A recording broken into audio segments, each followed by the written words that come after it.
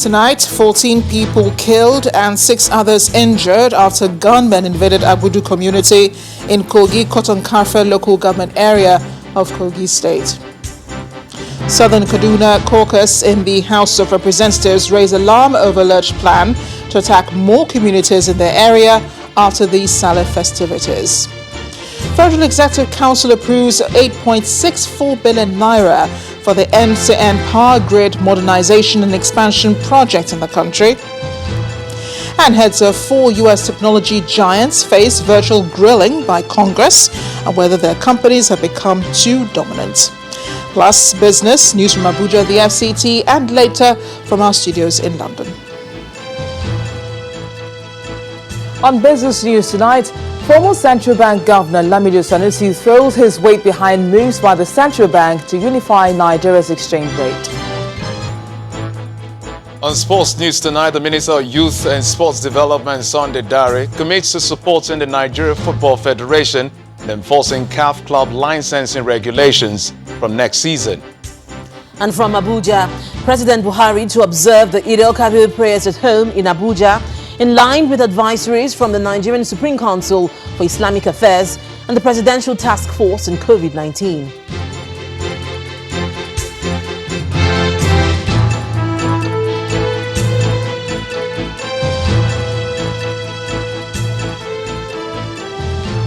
Security issues are top on the news today, with gunmen rampaging across the country, taking innocent lives in daring attacks from Kogi State, where 14 people were killed, to the daring attack on the convoy of the Borno State governor and a police bullion van in Ebonyi State, where 4 policemen were cut down.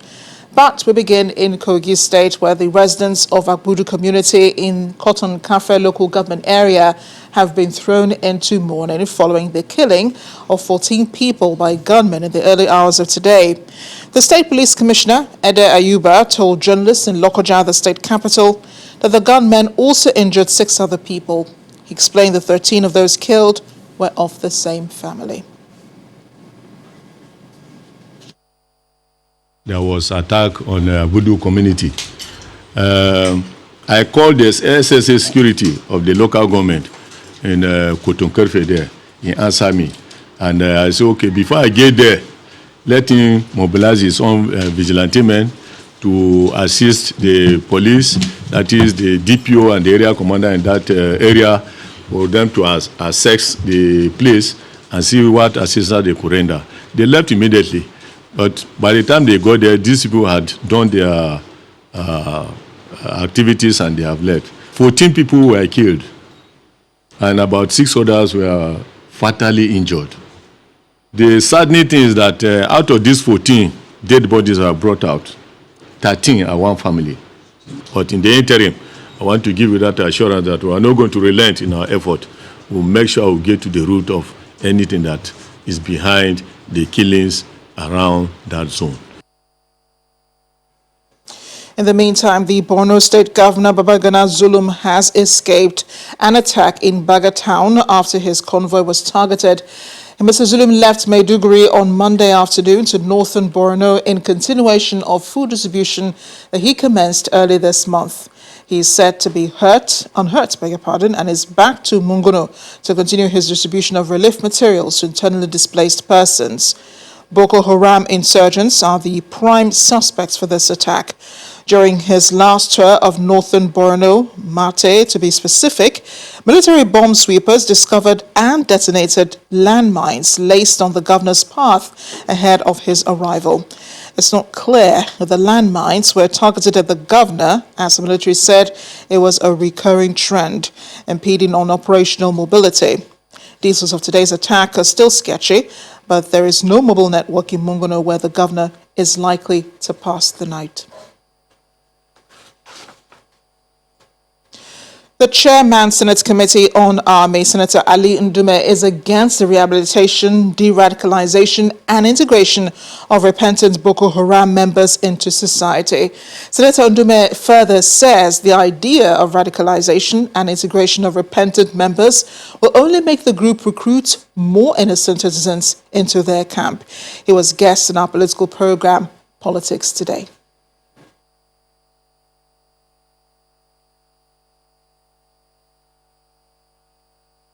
It's okay to radicalize, but the timing is completely wrong.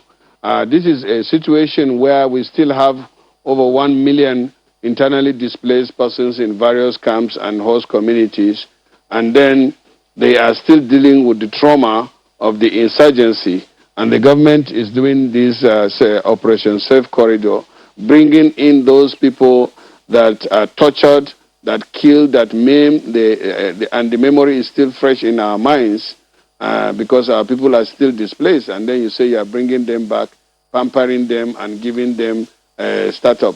I feel that is a misplaced priority. I have said it in various platforms, and that is the view of my people. In fact, almost all the people are against this program, especially the timing. Why don't you rehabilitate, resettle with the people that are dealing with the trauma in the various camps, and then give them startup packs to start their life in any part of the country? We have IDPs scattered all over the country. If the government is serious about a program like this, it should start with the victims first, not with the perpetrators.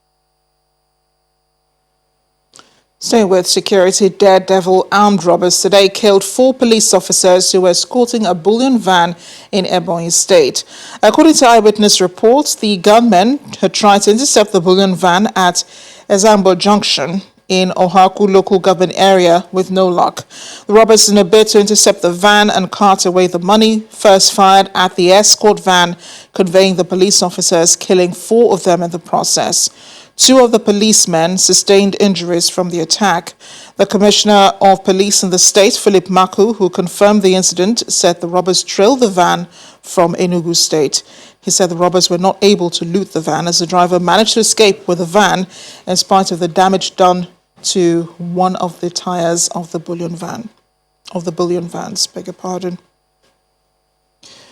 In the meantime, the Southern Kaduna caucus in the House of Representatives is concerned that the security situation in Southern Kaduna is getting worse. The group today raised the alarm and there could be more attacks of people in the area after the Sallah celebrations. They made their fears known during the interaction with the House of Representatives press corps, explaining that the attacks could be a form of reprisal and are calling on security agencies to avert any such incident.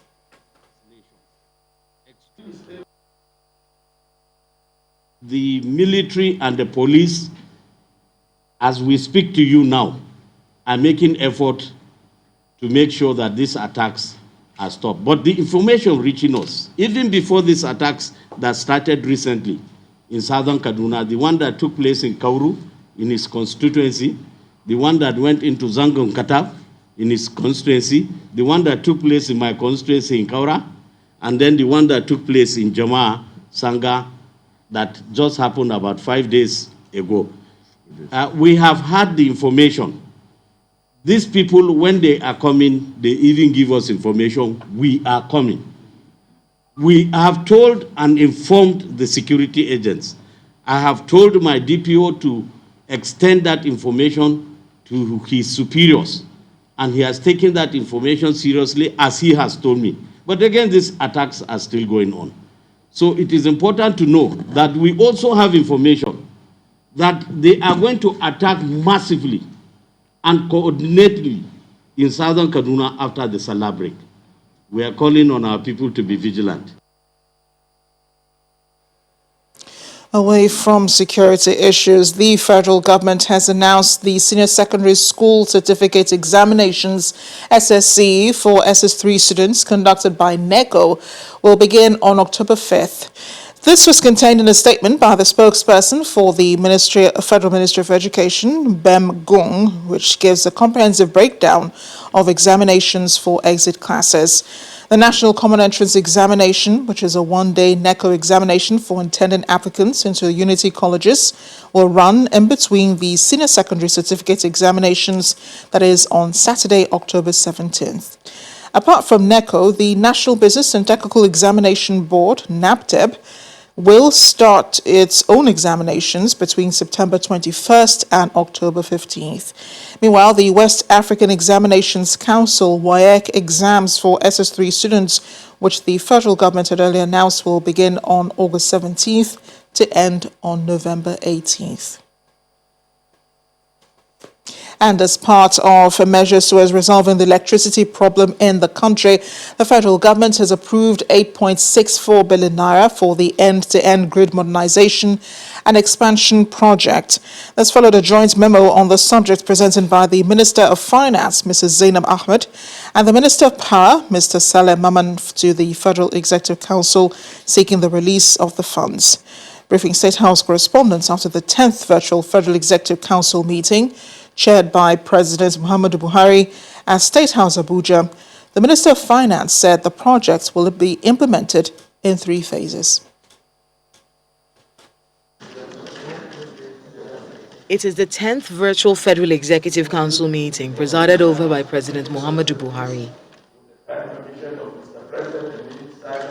A minute of silence is held in honor of Nigeria's railway minister in the First Republic, Mr. Abdul Ganiu Abdulrazak, who is also father to the current Kwara State Governor, Abdurrahman Abdulrazak. He died on Saturday, July the 25th. Deliberations took 4 hours, after which some ministers briefed on memos approved by the council, such as the new national forest policy. Currently, we have suspended export of forest wood product, because of we do not have enough control of what is happening under the old policy. Nigerian investors are to get more protection as Council has ratified the Investment Promotion and Protection Agreement Nigeria signed with Singapore and the Kingdom of Morocco. Then the Minister of Finance broke down the joint memo presented by her ministry and the Ministry of Power, which got the approval of 8.64 billion naira to fund the end-to-end grid modernization and expansion program, also known as the Presidential Power Initiative. The objective of this Presidential Power Initiative is to address the intractable problems that have bedeviled the Nigerian power industry over a period of years. The project will be implemented in 3 phases, and the subject of our memo today is phase 1. This project is designed to include 23 transmission initiatives, as well as 175 separate transformative projects in the electricity distribution franchises that we have in the country. This week, Nigeria's highest decision-making body seeks to expedite its plans towards better power supply in the country.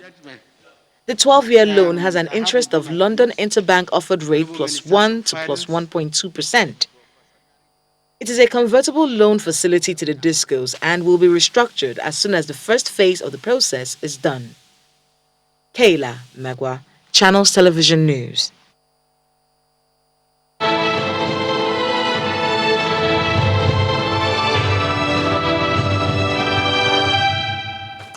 President Muhammadu Buhari will observe the Eid al-Kabir prayers with his family at home on Friday. A statement by the presidency explains that the decision is in line with advisories from the Nigerian Supreme Council for Islamic Affairs and the Presidential Task Force on COVID-19. The president also reiterated that the protocols issued by the PTF states that large gatherings, as much as possible, should be discouraged, and where small groups choose to hold the Eid together, face masks are absolutely necessary, as is social distancing. Also, such prayers are to hold outdoors, and worshippers are encouraged to bring their own prayer mats to stop the spread of the coronavirus. The statement adds that the president will not be receiving Sallah homages by religious community, party and government leaders, and calls on all citizens to observe the occasion as advised by state and local authorities. We'll have more on COVID-19 in part 2 after the break. Plus, 289 more Nigerians stranded in the United States arrive in Abuja from New Jersey. Join us again.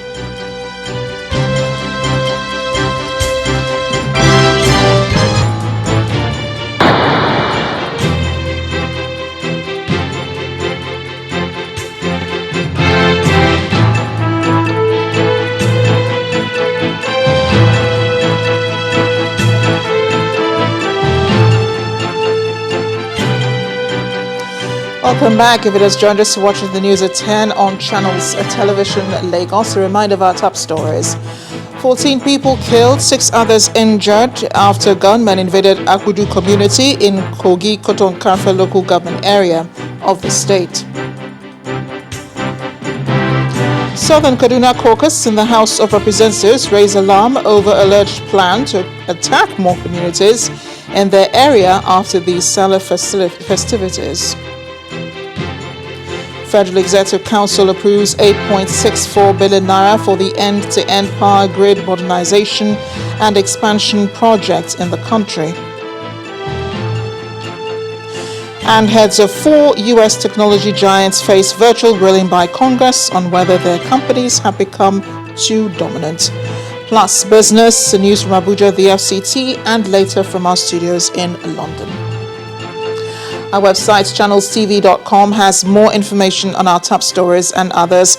Subscribe and watch Channels Television's live stream on YouTube and other social media platforms using your mobile device browser, or download the Channels TV app for Android and iOS devices from their respective stores.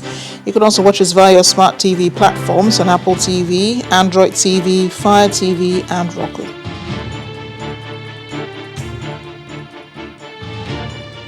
$289 more Nigerians stranded in the United States following the outbreak of the COVID-19 pandemic have arrived in the nation's capital, Abuja. The latest is the 4th evacuation flight from the U.S., which departed from Newark, New Jersey, yesterday, July 28th. According to the Nigerian Diaspora Commission, which announced the arrival via Twitter handle, the flight manifest shows that 135 adult males, 142 adult females, and 12 infants boarded the plane. A commission explained that arrangements for additional 2 evacuation flights are being concluded from the U.S. will arrive in Lagos on July 31st from Houston, Texas, and a combined flight to Abuja and Lagos on August 7th, also from Newark, New Jersey. Let's go to Linda now in Abuja for more on the news at 10. Hi, Linda. Hello, Amarachi. Welcome to Abuja. The police and the FCT is asking residents to join the Eid prayers in their respective neighborhood mosques and not at any prayer ground. Addressing a news conference in Abuja, the FCT Police Commissioner, Mr. Balachi Roma, explains that the FCT administration has already given guidelines for prayers to mark the Eid al-Kabir celebration. Mr. Chiruma says the command is intensifying efforts to ensure that the protection of lives and property is done during the celebration. Ahead of the forthcoming Sallah celebration, the FCC Police Command has made adequate preparation to ensure a hitch-free celebration in the federal capital. In view of the subsisting COVID-19 guidelines, the command urges members of the public to adhere strictly with COVID-19 protocol at the Friday prayer mosque in their respective areas. I wish to also assure FCT residents that in tandem with our commitment to protect lives and property in FCT, the command has deployed proactive crime detection and prevention measures to beef up security across the AFCT. While the command intensified efforts to provide FCT residents with quality service delivery that addresses their security concerns, I implore residents to continue to partner with the command in its ongoing fight against crime and criminality. In Ogun State, Governor Dapo Abiodun has banned all forms of gathering above 20 persons across the state during and after the Eid al-Kabir festive period, asking Muslim faithful to observe their special prayers at their individual homes. The governor said this became imperative in view of the prevailing coronavirus pandemic. Also, the governor has set 14th of August tentatively for the reopening of religious centers across the state and August 4th for the reopening of schools for SS3 final year students. He said this while giving an update on COVID-19 pandemic in his office in Abeokuta, the state capital. Friday, 14th August 2020 has been tentatively fixed for the reopening of worship centers in Ogun State. We urge our religious leaders to ensure that they abide by the measures mutually agreed upon and ruled out. As a government, we will not hesitate to impose sanctions, including but not limited to lockdown on any worship center that fails to comply with the laid down guidelines. It is important to know that all religions make provision for the obedience to God and the authorities of the land. Let me also remind us all that our initial precautionary measures are still in place. For clarity, the existing guidelines to combat COVID-19 in the state still subsist, and these include all 5 working days in the week, Monday to Friday, are still open for businesses and other economic transactions, with only Saturday and Sunday as lockdown days until 14th of August 2020. Observation of door-to-door curfew as directed by the Presidential Task Force, which is between 10 p.m. and 4 a.m. daily, still continues. Now, wearing of face masks in the public is now compulsory. Staying in Ogun State, the Speaker of the House of Representatives, Mr. Femi Gbajabiamila, has commended the state governor for his purposeful leadership in the management of COVID-19 after the index case was identified in the state. Mr. Gbajabiamila also applauded the governor in the areas of infrastructure development, health and security, assuring him of the support of the National Assembly. Governor Dakwa Abiodun arrived in the Ogun State Council chambers to welcome the Speaker of the House of Representatives, Mr. Femi Gbajabiamila, who is on his first official visit to the state. Mr. Gbajabiamila commends the governor for his developmental efforts, especially the handling of the COVID-19 pandemic. We've seen your work again as it relates to the pandemic, what you're doing. You set the pace on many of these issues, especially at the beginning with your isolation centers and how you converted even the hospitals to isolation centers. We all witness to that. I also want to put on the table, extend our hands of fellowship and partnership in the House of Representatives, in the Legislature, National Assembly as a whole, because there will be need for cooperation. Governor Abiodun appreciates the federal government for the ongoing rehabilitation of the Lagos-Ibadan Expressway, appeals for collaboration and the need to transfer the construction of some federal roads to the state to fast-track development. There's a road in Agbara that is the Agbara-Aton-Lusada road. It's probably about maybe 18 or 19 kilometers. It's also a federal road. We've also requested for the federal government to transfer this road to us. This road is such in a state of disrepair that manufacturers are bringing containers from the port, the containers are falling down, the trailers are falling down, the accident. Some of them have, out of frustration, shut down their factories and left. We want to implore through you that the federal government please look at this case again. These roads that are federal roads, we are happy to take them over. They qualify as what they call commercial roads. We will commercialize them, or we will repair them at our expense, and we will claim our funds back for the federal government if they don't want to transfer them to us. If the federal government considers the request of the governor, it may create greater opportunities for development in Ogun State. To the courts, 10 alleged pirates accused of hijacking a fishing vessel belonging to Haina Fishing Company may have to spend more time in detention as a federal high court in Lagos has refused to grant them bail. Justice Ayokunle Faji denied the accused bail on account of the gravity of the charge, a charge said to border on threat to national security.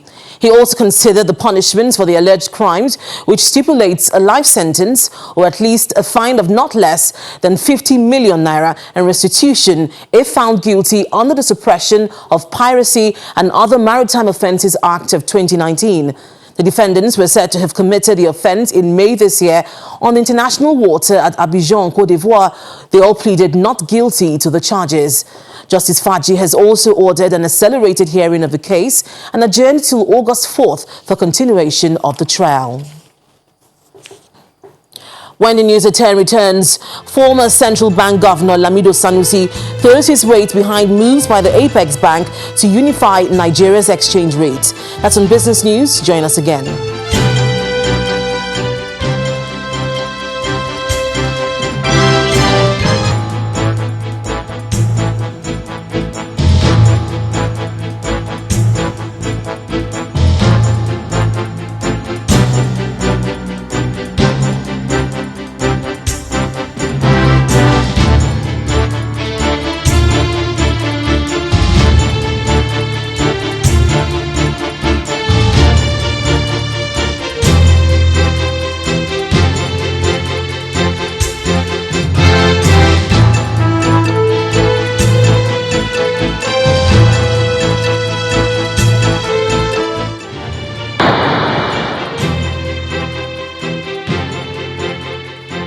Welcome back. The Minister of Transportation, Mr. Rotimi Amechi, has warned that VIPs who refuse to abide by COVID-19 protocols will not be allowed to board the trains. He said this during an inspection of the resumption of operations at the Edu station in Abuja. Our correspondents also captured the resumption of train services at the station in Kaduna. I expect that they will resume on Wednesday. Promise made, promise kept. And the approach of the train is proof that the Kaduna-Abuja service is back on track. 4 months after the COVID-19 pandemic forced everything on hold. But before passengers are allowed anywhere near the train, the mandatory temperature and luggage checks are done. According to the NCDC protocols on the prevention and containment of COVID-19, the Rigasa railway station have done its best, and we as the professionals have been here since yesterday, standing for 24 hours. To them, this way of commuting is far better than facing the uncertainties associated with road travel. Everybody knows that Abuja-Kaduna road is very dangerous in terms of insecurity. But this one now, it gives somebody a very, confidence. The travelers fill the train according to their ticket grade. Director assistance is available for those who need it. This lady, though, has something she would like the authorities to reconsider. It is 6,000 naira for the business class and then 3,000 naira for the normal seats. So you see that it's really increased, and with time, I don't think that this price will drop anytime soon. I know it's in a bit to reduce the population of people using the train station, but still, maybe government needs to do something about it by increasing more coaches or something. The resumption of train operations is considered a step in the right direction in the recovery of time and money lost during the lockdown. Hopefully, interruptions that will force another lengthy shutdown will not be experienced again.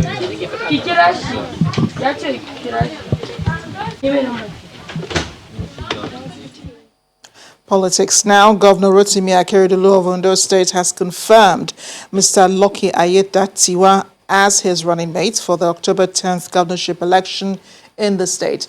The governor made the confirmation today at the swearing-in ceremony of a new commissioner, Mr. Idowu Otetubi, in Akure, the state capital. Mr. Ayedatiwa was a former representative of the state on the board of the Niger Delta Development Commission and hails from the Ilaje local government area of the state. The governor says he picked Ayedatiwa after wide consultations with key stakeholders, including leaders of the All Progressives Congress in the state and the national level. The Nigeria Police Force has paraded a fake pastor, Adetokunbo Adenopo, whose stock in trade is luring people to his church with the aim of kidnapping them. Addressing a news conference in Abuja, the Force Public Relations Officer, Mr. Frank Mba, explains that the pastor's last victim was a dispatch rider of an online service provider who was kidnapped in Ikorodu, Lagos, for 10 days after he visited the pastor to deliver goods that he ordered for. Parading other suspects whose area of specialty is armed robbery and car snatching, Mr. Mba says the force will prosecute all suspects once investigations are concluded.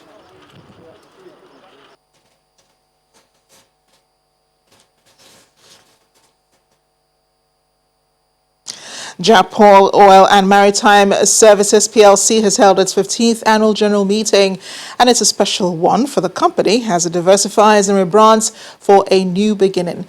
The management says it has perfected its entry into the gold mining sector to cushion the effects of the declining fortune of the oil and gas industry. Thank you.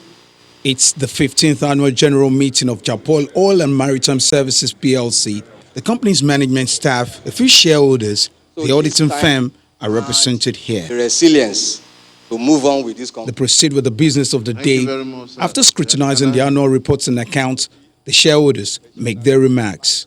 You are truly working. More kudos to you. Giving us the hope that where we are going is not far from where we are coming. By the time I said that the vote starts, you start pressing your device machine. Committee and board nominations follow with the ground rules laid The vote and all is captured electronically. Abiodun Jegede, if you are for, please press 1. If you are against, press 2. Start. Vote start. With more than 25,000 shareholders, the management of the company says it will continue to maintain optimum standards of corporate governance and transparency. The shareholders' wealth will be greatly increased, more jobs will be created.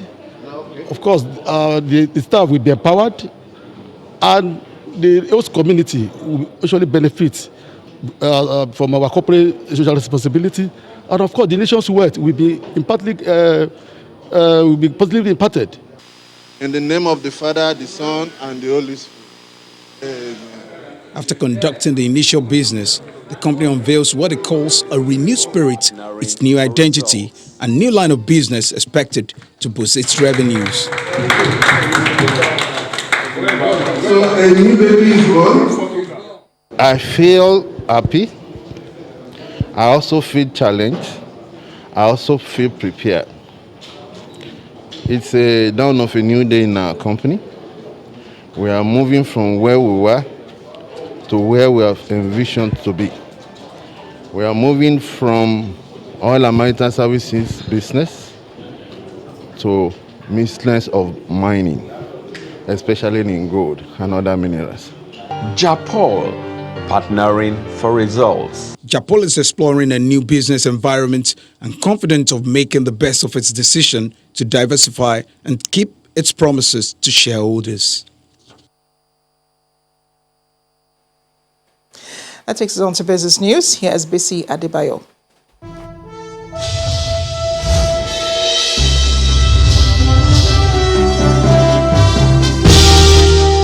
Welcome to Business News. Members of the World Trade Organization are likely to refrain from appointing an interim director general to succeed Roberto Azevedo when he steps down at the end of August, and that's according to two sources following the process. This comes amid reports that the U.S. is insisting on an American candidate for the WTO's top job, but China and Europe have put the brakes on that. Meanwhile, a decision to finalize the interim arrangement could come as early as this week when WTO members are expected to meet. And back home, former Central Bank Governor Lamido Sanusi has hailed moves by the current Apex Bank Governor Godwin Emefiele at unifying the foreign exchange rate windows, saying that it's what the country needs at this time. Mr. Sanusi, who spoke at a webinar tagged United States of Naira, What Price for Unification, organized by New Markets Media and Intelligence London, says beyond the unification of the exchange rate, there is a need to reduce the cost structure of the Nigerian National Petroleum Corporation, which is the major forex consumer. Central bank is taking too much of a burden for inefficiencies in other areas of government. Okay, so if you go back to 2019, I mean, one of the big issues I had with NMPC were basically that a lot of the way things were being done basically deprived the central bank of the dollars that it needs to maintain stability. Now, the NMPC has just published its accounts for 2018, I think, and look at the kinds of things that are happening. NAPIMS, for example, take the general administrative costs of NAPIMS after taking out subsidy payments, 1.3 trillion naira on revenues of 5 trillion. I mean, that is basically over a quarter of the federal government's retained revenue. The fact that we've now gone out of subsidies, we're increasing VAT, you've got to look at this exchange rate policy within the context of a number of reforms that are happening, which should make things better if pursued to the logical conclusion. But beyond removing subsidies, beyond increasing VAT, we also need to look at the cost structure of the major foreign exchange guzzler, which is NMPC, and make sure that we reduce those costs and we get more money coming into the central bank. That will make the job of the governor easier. But I do feel, I am sympathetic to him. He's basically juggling too many balls, and everybody expects him to be the Minister of Power, the Minister of Agriculture, the Minister of Industry, and everybody. I mean, one of the questions is, how will this convergence affect production? I mean, this is the Central Bank of Nigeria. He's not the Minister of Trade and Industry, for God's sake. But everybody expects the central bank to fix all the economic problems of the country, and this is a problem. Edo State Governor Godwin Obaseki has signed the 2020 revised 129.8 billion naira appropriation bill into law. At the Government House in Benin City, Governor Obaseki commended the State Assembly for making the document ready for his assent, regardless of the challenges caused by the COVID-19 pandemic. COVID-19 pandemic, which no one predicted, has changed the course of mankind. It has imposed certain challenges which we still do not know how they will change the course of our existence. The financial and economic consequences of COVID-19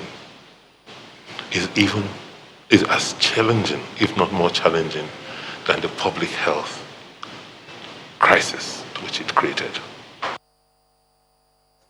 Elsewhere, the Enugu State Governor Ifeanyi Ugwuanyi has signed into law the revised 2020 budget of 146.3 billion naira after a downward review from 169.5 billion naira initially proposed in December 2019. And this comes a day after the state government engaged residents on the proposed revised 2020 budget to meet the current economic realities brought about by the COVID-19 pandemic. Out of the budget size, capital expenditure stands at 69.7 billion naira and recurrent expenditure at 76.5 billion naira. To the markets now, and it's back to winning ways for the domestic stock markets after a rebound in the shares of Seplat and Bois Cement. Here's Layo Adegoke with today's figures.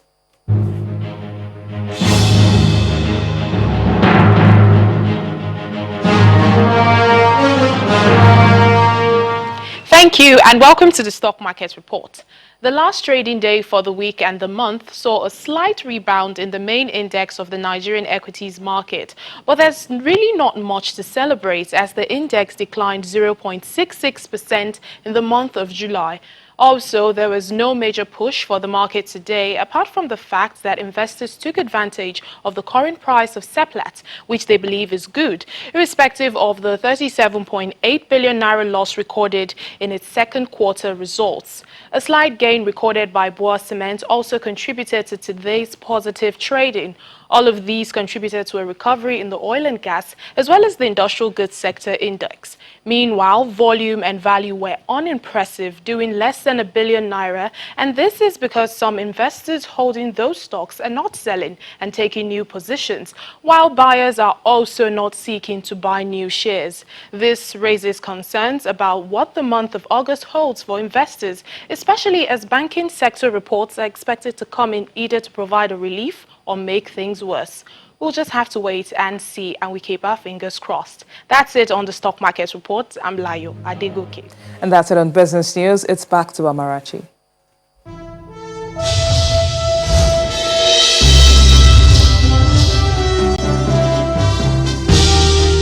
Thanks, Bissy. A 3-year-old child, Yahaya Salisu, has been confirmed dead after being electrocuted by a naked electric cable allegedly belonging to the Kano Electricity Distribution Company, KEDCO. The Commissioner of Police in the state, Mr. Sule Gumna, confirmed this to Channels Television, saying the command has invited KEDCO officials over the incident. He says they are being interrogated over what he described as official negligence resulting in the death of a minor. Still ahead on the news at 10, heads of 4 U.S. technology giants face virtual grilling by Congress over alleged dominance. Plus, more stories from our London studio and around the world in 5. Stay with us.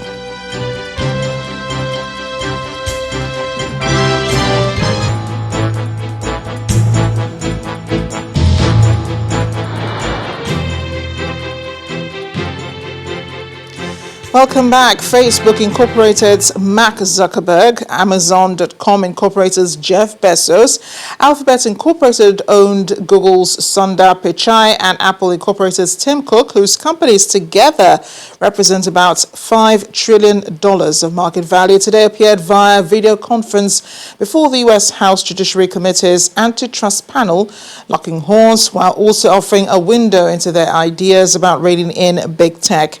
U.S. Representative and Chair of the Antitrust Subcommittee, David Cicilline, said the four companies were gigantic before the U.S. economy shut down in March because of the new coronavirus. However, they're likely to emerge stronger and more powerful than ever before.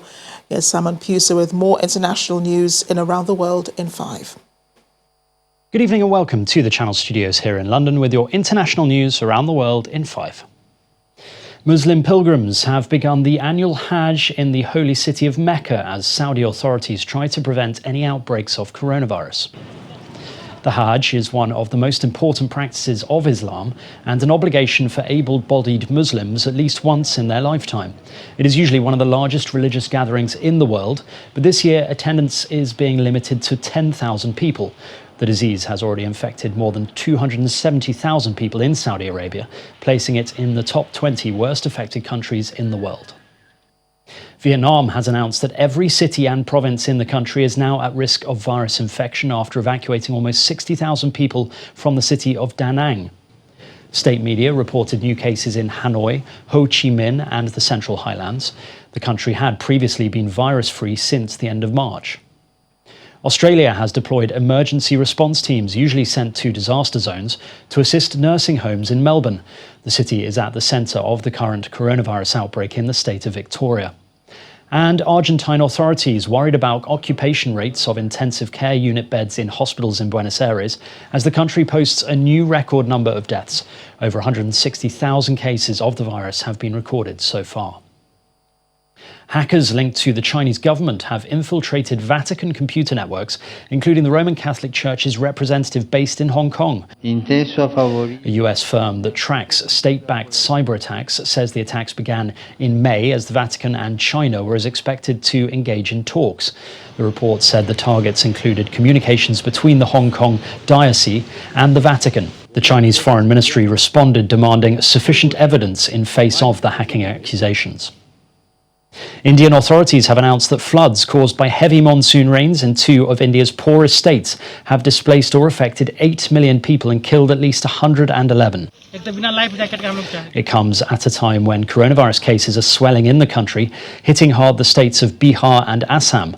According to the Indian Weather Service, the states received 15% and 47% more rainfall respectively when compared to a 50-year average. Preference Shiri, Zimbabwe's agriculture minister and retired military general accused of having played a key role in a notorious massacre in the early 80s, has died at the age of 65. Though President Emerson Mnangagwa didn't say how the agriculture minister died, domestic media reported the 65-year-old as succumbing to complications from COVID-19. Shiri was one of the military figures who helped plot the ousting of Robert Mugabe in 2017. He is accused of having massacred thousands of civilians in West Zimbabwe as the government sought to quell an insurgency in the 80s. Doctors say that 7 babies who were stillborn at Harare Hospital in Zimbabwe died after urgent treatment was delayed because of staffing issues. Nurses are on strike nationwide because of a lack of personal protective equipment, meaning maternity wards are often overwhelmed. One doctor said Monday's deaths were the tip of the iceberg. It's alleged that multi-million-dollar contracts were awarded to buy supplies at inflated prices. The health minister has been sacked over those allegations. Bolivians have marched on the streets of the capital La Paz to protest against lockdown measures in one of Latin America's poorest countries. Protesters burned an effigy of interim President G9 Anez during the demonstration that calls on authorities to do more to support employment and reactivate the economy. Bolivia's economy is expected to slip into recession this year, largely as a result of the pandemic. With elections expected later in the year, some fear this could create political instability in the country. 2 people in China are lucky to be alive after they were swallowed by a sinkhole.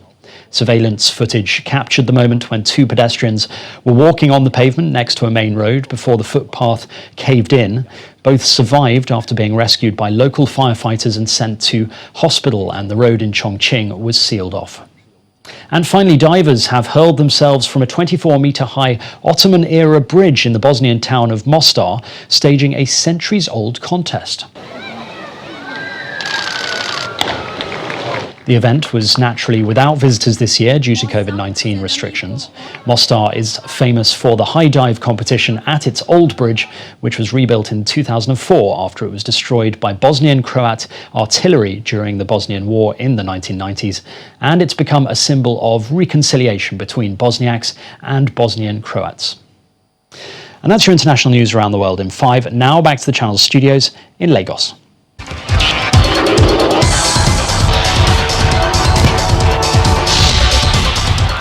Welcome to Sports News. The Minister of Youth and Sports Development, Mr. Sunday Dare, is committed to supporting the Nigerian Football Federation to enforce CAF club licensing regulations from next season. The NFF at its last executive meeting informed the clubs that there will be full enforcement of licensing regulations and financial controls henceforth. What we've had in the past is that several of these clubs have found a way to get licensed and approved to compete without fulfilling this. I think we're entering a new regime of enforcement such that, like I said earlier, if it's only 8 clubs that meet these licensing regulations and conditions, and they're in the books, they've been there, we just need to enforce them. We're entering a new enforcement regime, and we hope that that will protect the players, because without the players, you can't talk about football and the domestic league. And away from Nigeria, Manchester City are close to agreeing a fee with Valencia for winger Ferran Torres. According to ESPN sources, City are set to pay 23 million euros plus add-ons for the 20-year-old Spaniard. Torres was made a prime target by the citizens following the sale of Leroy Sané to Bayern Munich. He has just 1 year left on his contract with Valencia and has played 97 times for the La Liga side, scoring 9 times. And that's it on Sports News. I'm Jeffrey Uzama. It's back to you.